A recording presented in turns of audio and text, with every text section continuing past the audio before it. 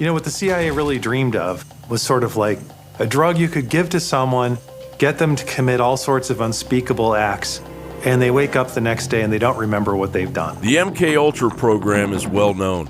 The American Intelligence Agency had paid for a series of brainwashing experiments under a project codenamed MK Ultra. The tests were conducted in secret in the United States and in Canada at a mental hospital attached to McGill University. Experimental drugs, including LSD, were administered to human guinea pigs. Regardless of the catch-all go-to conspiracy theorist moniker to explain away the possibility of this recent culture of mass shooters being connected to the CIA's MK program, it is obvious that the guns cannot murder anyone without a psychotic madman behind the trigger. So one cannot help but look to a possible motive. And every time these possible MK tied shooters point the narrative towards themselves, it distracts from the government's corruption. The James Holmes we're seeing now is a universe away from the clean-cut, up-and-coming neuroscientist he once was. And it never fails. Within hours, these shootings are followed by calls to confiscate Americans' guns protected by the Second Amendment.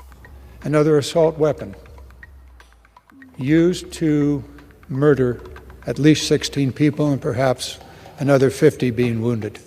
It's time for this House to act on extending the previous ban on assault weapons. This has nothing to do with the Second Amendment. This has everything to do with war on the American people. I want to do what'll work.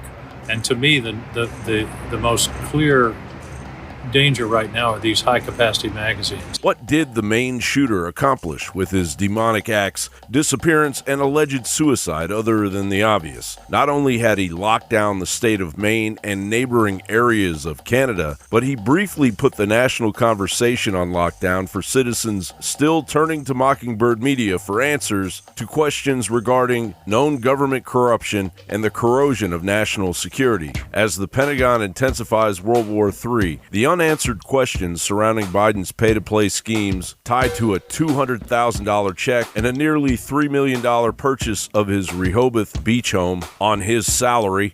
According to bankruptcy court documents, James Biden received these loans, quote, based upon representations that his last name, Biden, could open doors and that he could obtain a large investment from the Middle East based on his political connections, end quote.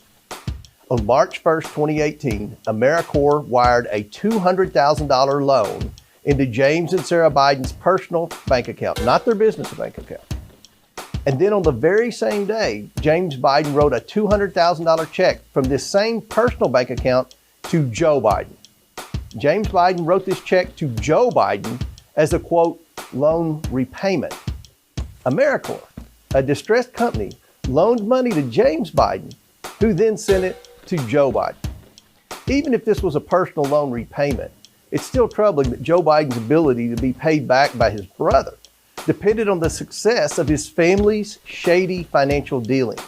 We can only expect more bizarre incidents like the one in Lewiston, Maine to ramp up. Was 22-year-old Diego Barajas Medina an MK patsy whose programming failed? Medina was wearing body armor, a ballistic helmet, patches, and tactical gear, and armed with an AR-15 style gun and explosives, and was found dead inside a Colorado amusement park with an eerie message scrawled on the wall, "I am not a killer, I just wanted to get into the caves." He was well intended to do something very heinous.